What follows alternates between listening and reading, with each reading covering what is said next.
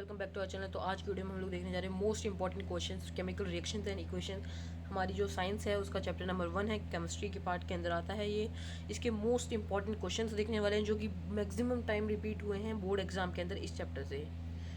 तो चलिए स्टार्ट करते हैं। सबसे पहले हमारे पास क्वेश्चन है कि give the formula for lime. Lime का हम लोगों को फॉर्मूला बताना है, तो वो होता है CaO। हमारा लाइम का फॉर्मूला होता है CaO। उसके बाद सेकंड क्वेश्चन है हमारे पास, give the formula for iron 2 oxide and iron 3 oxide. Iron 2 oxide और आयरन 3 ऑक्साइड दोनों का ही फॉर्मूला हम लोगों को बताना है। तो दोनों के अलग अलग होते हैं। देखिए, आयरन के दो फॉर्मूले होते हैं। सबसे पहले हमारे पास एक जो सेकंड वाला होता है उसे हम लोग बोलते हैं FeO, जो कि यहाँ पर भी बताया गया है। आंसर है हमारा FeO is iron 2 oxide and Fe2O3 is iron 3 oxide. तो ऊपर वाला जो है उसे हम लोग बोलते हैं फेरस और नीचे वाले को बोलते हैं फेरिक। थर्ड क्वेश्चन हमारे पास, give the formula for rust. Rust का हम लोगों को फॉर्मूला बताना है। तो रस्ट का सिंपल फॉर्मूला होता है Fe2O3, लेकिन हम लोगों को 10th क्लास में आ गए तो इसके साथ लिखना पड़ेगा मल्टीप्लाई बाई XH2O। H2O क्यों लिखना पड़ेगा? क्योंकि रस्ट जो लगती है वो क्या होता है, उसके अंदर क्या क्या होता है। देखिए, सबसे पहले आयरन जो होता है उसके ऊपर जो हमारा वाटर है और जो ऑक्सीजन है वो उसके साथ मिलकर रिएक्ट करते हैं, जिससे हमारी रस्ट लग जाती है आयरन के ऊपर। इसलिए इस तरीके से अब हम लोगों को लिखना है ये XH2O। ये बेसिकली मल्टीप्लाई का साइन है। फिर फोर्थ क्वेश्चन हमारे पास, name the condition necessary for rusting. तो रस्टिंग के लिए जो भी कंडीशन नेसेसरी है वो कौन कौन सी मैंने आप लोगों को अभी बताया, मॉइस्चर और ऑक्सीजन। फिफ्थ क्वेश्चन हमारे पास, name the reaction seen during rancidity of food. Rancidity of food जो हमारे चैप्टर का एक्सप्लेनेशन वीडियो उसमें बता दिया जाएगा आपको, और उससे हम लोग क्या मतलब क्या रिएक्शन होती है जो भी हम लोगों को देखने के लिए मिलती है, वो ऑक्सीडेशन रिएक्शन होती है। Name the different forms of energy required for breaking down the reactants decomposition reaction. तो ये क्वेश्चन नंबर 6 है, इसका आंसर हो जाएगा हमारा हीट, लाइट एंड इलेक्ट्रिसिटी। तो ये तीन फॉर्म्स होती हैं, मतलब डिकम्पोजिशन रिएक्शन तीन तरीके से होती है। सबसे पहले हीट के तरीके से, जिसे हम लोग बोलते हैं थर्मल, फिर लाइट और इलेक्ट्रिसिटी, तीन तरीके से होती है। इसके बाद क्वेश्चन नंबर 7 है हमारे पास, what is the insoluble substance formed in a chemical reaction called. जो इनसॉल्युबल सब्सटेंस होता है, मतलब जो सॉल्यू पानी में घुल नहीं सकता, उसे बोलते हैं हम लोग प्रेसिपिटेट। जैसे बहुत सारे रिएक्शंस होते हैं जिसमें प्रेसिपिटेशन मतलब प्रेसिपिटेट करता है, और उन रिएक्शंस को कहते हैं हम लोग precipitation reaction. What does 2 in lead 2 nitrate indicates. इसमें मतलब इसमें इस तरीके से पूछा गया कि ये जो 2 है ना इसके अंदर, वो क्या इंडिकेट करता है। तो इसका मतलब ये है कि it indicates that the valency oxidation state, मतलब जो लीड की जो वैलेंसी है ना उसे इंडिकेट करता है कि वो दो तरीके से हो सकती है, एक तो 2 हो सकती है और एक +2 आयंस के फॉर्म में, मतलब वो +2 आयंस को शो करता है। What are noble metals. तो नोबल मेटल्स कौन से होते हैं? Metals which do not react at any temperature. जो भी मेटल्स मतलब किसी भी टेम्परेचर पे आके वो लोग रिएक्ट नहीं करेंगे, उनको कहते हैं हम लोग नोबल मेटल्स। तो हमारा एग्जाम्पल है गोल्ड। क्वेश्चन नंबर 10 हमारे पास, name 2 metals which do not corrode. Corrode मतलब जिनके ऊपर रस्ट नहीं लगती है, तो वो हो जाते हैं हमारे गोल्ड और प्लेटिनम। इनके ऊपर रस्ट नहीं लगती है, इसे इसलिए हम लोग इन्हें बोलते हैं, वो मेटल हैं ये जो कि इनके ऊपर कोरोजन नहीं होता है। क्वेश्चन नंबर 11 है, name the products obtain when silver bromide is expose to sunlight. अब सनलाइट को जब मतलब सनलाइट डाली जाती है, अब सनलाइट के अंदर रखा जाता है सिल्वर ब्रोमाइड को, तो हमें सिल्वर और ब्रोमाइन देखने के लिए मिलते हैं, जो कि इन दोनों से ही मिलकर सिल्वर ब्रोमाइड बनता है, और फिर ये ब्रेक होकर डिकम्पोज होकर बन जाते हैं हमारे सिल्वर एंड ब्रोमाइन। जैसे कि मैंने आप लोगों को बताया था, हीट, लाइट एंड जो सनलाइट, हीट, लाइट और सनलाइट जो होती है उसकी वजह से हमारा जो डिकम्पोजिशन रिएक्शन होता है उसी का एक ये पार्ट है। डिकम्पोजिशन रिएक्शन होता है सिल्वर और ब्रोमाइन के अंदर, सॉरी सिल्वर ब्रोमाइड के अंदर होता है, जिससे बनता है हमारा सिल्वर एंड ब्रोमाइन अलग अलग हो जाते हैं। क्वेश्चन नंबर 12 है, name the gas which Burns with a pop sound. Pop sound से बचता है हमारा हाइड्रोजन गैस। ये बहुत ही इंपॉर्टेंट क्वेश्चन है ये, मतलब मान लीजिए हर बार ही आता है ये एग्जाम के अंदर, तो इसे हम लोग टिक लगा लेंगे इस तरीके से। फिर नेक्स्ट क्वेश्चन है हमारे पास, name the compound use to test the evolution of carbon dioxide gas. तो ऐसा कंपाउंड बताना जो कि मतलब उसे यूज़ किया जाता है टेस्ट के लिए कि जो कार्बन डाइऑक्साइड गैस है वो इवॉल्व हो रही है या नहीं। तो कैल्शियम हाइड्रोक्साइड सॉल्यूशन जो है वो फ्रेशली प्रिपेयर किया जाता है, उसे जिसे हम लोग लाइम वाटर भी बोलते हैं, उसे यूज़ किया जाता है टेस्ट करने के लिए कार्बन डाइऑक्साइड गैस को।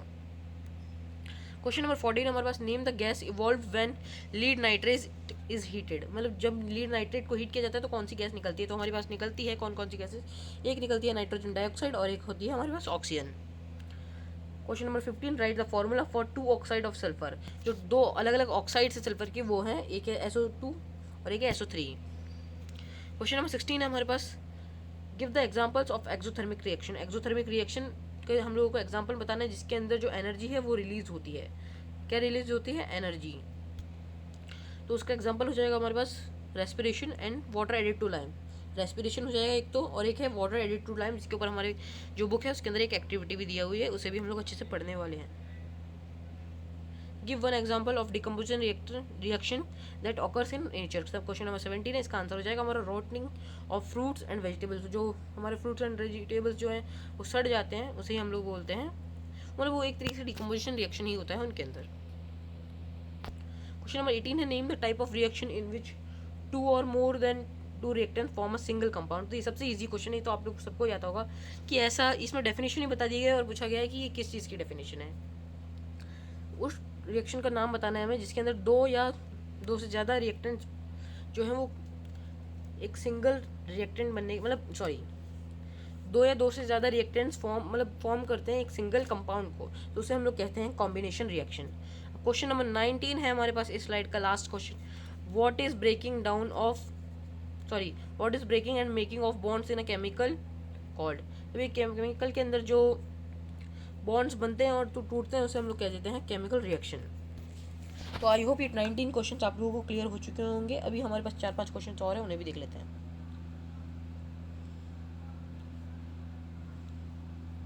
तो क्वेश्चन नंबर 20 है हमारे पास, name the chemical use in black and white photography. तो ये क्वेश्चन भी बहुत इंपॉर्टेंट है, उसी क्वेश्चन की तरह पॉप साउंड वाला जो हाइड्रोजन का क्वेश्चन था उसी की तरह ये भी बहुत इंपॉर्टेंट है कि ब्लैक एंड व्हाइट फोटोग्राफी के अंदर कौन सा केमिकल है जिसे यूज़ किया जाता है। तो इसका आंसर हो जाएगा हमारा सिल्वर ब्रोमाइड।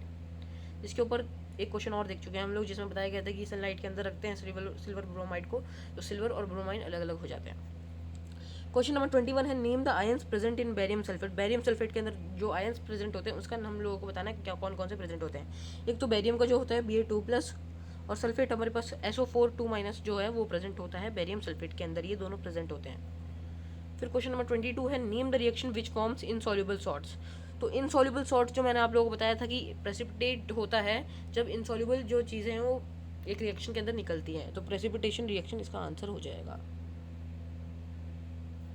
क्वेश्चन नंबर 23 देखते हैं हम लोग, state the reaction in which hydrogen acts as a reducing agent. अब रिड्यूसिंग एजेंट मतलब रिड्यूस कर रहा है वो, हमें वो बताना है कि हाइड्रोजन जो है, ऐसी इक्वेशन बतानी है इसके अंदर हाइड्रोजन रिड्यूसिंग एजेंट हो। रिड्यूसिंग एजेंट मतलब जिसके, अब देखिए इसमें उल्टा होता है, जो ऑक्सीडेशन जो होता है और रिडक्शन और ऑक्सीडेशन। अब जो रिड्यूसिंग एजेंट होता है वो ऑक्सीडेशन में आता है, और जो ऑक्सीडाइजिंग जो एजेंट होता है वो रिडक्शन में काम आता है।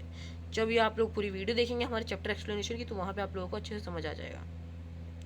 तो इसमें हमारा H2O का ले लिया हम लोगों ने, बता दिया है, एक इक्वेशन दे दी है CuO + H2O, तो उसका जो रिजल्ट आएगा वो आएगा Cu + H2O। अब इसमें क्या हो रहा है, जो हमारा H2 है उसके साथ ऑक्सीजन आ जा रही है, और तो ये रिड्यूस कर रहा है किसको, Cu के साथ जो ऑक्सीजन थी वो अब हट के H2 जो हमारा हाइड्रोजन है उसके साथ आ जाती है। कॉपर से हट के हमारी जो ऑक्सीजन है वो हाइड्रोजन के साथ आ जाती है, इसलिए हमारा जो H2 है वो यहाँ पे रिड्यूसिंग एजेंट है, और क्वेश्चन में भी मांगा यही था। अब क्वेश्चन नंबर 24 देख लेते हैं, give one use of quicklime. Quicklime का एक यूज़ बताया, तो ये मैन्युफैक्चरिंग जो होती है सीमेंट जो बनता है उसके अंदर काम आता है हमारा क्विकलाइम। और क्वेश्चन नंबर 25 है हमारे पास, हम give one example of decomposition reaction in which solid and gas are 2 products obtained. मतलब ऐसी डिकम्पोजिशन रिएक्शन का हम लोगों को एग्जाम्पल बताना है जिसके अंदर जो भी प्रोडक्ट्स आएंगे ना वो एक सॉलिड होगा और एक गैस होगा। तो हम लोगों ने ये रिएक्शन लिया है जिसके अंदर CaCO3 को जब हम लोग, जो प्रोडक्ट आएगा उसका वो आएगा CaO + HCO2। अब देखिए ये हम लोगों ने लिया था हमारा रिएक्टेंट, अब प्रोडक्ट जो आए ये तो आ गया हमारा CaO जो कि है हमारा लाइम, हम लोगों ने ऊपर पढ़ लिया है अभी। जो लाइम है वो हमारा हो जाता है सॉलिड, और लिक्विड गैस की बात करें हम लोगों को सॉलिड बताना है तो सॉलिड तो हो गया हमारा लाइम, और गैस की बात करें गैस हो गई हमारी CO2। तो ये क्वेश्चन भी बहुत ही इंपॉर्टेंट है। 3 क्वेश्चन तो मैंने आप लोगों को इस तरीके से बता दिया कि जो कि पक्का एग्जाम में आने ही वाले हैं। तो इन तीनों क्वेश्चनों के सारे ही बहुत ही इंपॉर्टेंट है, इन सबको ही आप लोगों को अच्छे से एक बार देख लेना वीडियो। उसके बाद एक बार जब भी वीडियो देख के जब मैं क्वेश्चन आप लोगों को देखना है और पॉज करके सोचना है मन में कि कौन सा क्वेश्चन आंसर उसका हो सकता है क्या। अब लास्ट क्वेश्चन 26 क्वेश्चन है आज का हमारे पास, कि इसमें AgNO3 बताया गया, AgNO3 एंड + NaCl जब उसका हम लोग रिएक्शन करवाएंगे तो AgCl आएगा हमारे पास प्लस NaNO3 आएगा। अब इसमें यहाँ पे जो ये एरो का साइन नीचे डाल रखा है, इसको भी आप लोगों को नोटिस करना है कि एरो क्यों है यहाँ पे। और फिर सेकंड में जो इक्वेशन है वो है FeS प्लस H2SO4 का जब हम लोग रिएक्शन कराएंगे तो हमारे पास आएगा FeSO4 प्लस H2S, और इस बार जो एरो है वो ऊपर की तरफ है। अब हमसे क्वेश्चन में ये पूछा है कि जो ये एरो है, ये एक ऊपर वाली जो रिएक्शन है उसमें नीचे की तरफ है और नीचे वाली में ऊपर की तरफ है। अब इनका मतलब क्या है भाई, ये तो बताओ हमें। इनका मतलब सिंपल सा ये है, एक सेकेंड, इनका मतलब ये जब ये ऊपर की तरफ बताया गया था यहाँ पे इस तरीके से, इसका मतलब ये यहाँ पे जो गैस है वो इवॉल्व हो रही है, जैसे रिएक्शन के अंदर गैस जो है वो निकल रही है, तो इसलिए हम लोग ऊपर की तरफ का इस तरीके से एरो बनाएंगे। अब जब नीचे वाला है तो शो करता है कि इनसॉल्युबल जो पार्टिकल है, मतलब इनसॉल्युबल जो चीज़ें हैं, वो इनसॉल्युबल सब्सटेंस जो है वो आ रहा है, तो वो शो करता है कि इंस्टॉल मतलब प्रेसिपिटेशन हो रहा है। इंसॉल्युबल इंसॉल्युबल क्या कर रहा हूँ मैं यार, सिंपल सा है। हम लोगों ने अभी क्वेश्चन देख लिए प्रेसिपिटेशन के बारे में बहुत सारे। जब नीचे की तरफ एरो होगा मतलब प्रेसिपिटेशन हो रहा है, और जब ऊपर की तरफ होगा तो हम लोगों को ये ध्यान रहता है कि गैस निकल रही है। सिंपल से आज के 26 क्वेश्चन आज हम लोगों ने किए। ये बहुत ही इंपॉर्टेंट क्वेश्चन है, इन सबको आपको अच्छे से सभी को समझ लेना है और सभी को प्रैक्टिस कर लेनी है, एक एक दो दो बार। इनमें से 4 या 5 क्वेश्चन आपके एग्जाम में पक्का आने वाले हैं, बोर्ड्स में आएंगे, प्री बोर्ड्स में भी बहुत सारे क्वेश्चन आने वाले हैं इनसे। तो आई होप ये वीडियो आपको अच्छा लगा होगा। अच्छा लगा है तो लाइक कीजिए, चैनल को सब्सक्राइब कीजिए बहुत सारे आने वाले वीडियोस के लिए। चैप्टर्स के एक्सप्लेनेशन आएंगे, एक्टिविटीज़ जो हैं उनसे भी इस बार जो पैटर्न चेंज हुआ है उसके बेसिस पे बहुत सारी एक्टिविटीज़ का एक्सप्लेनेशन आने वाले हैं। Thank you very much.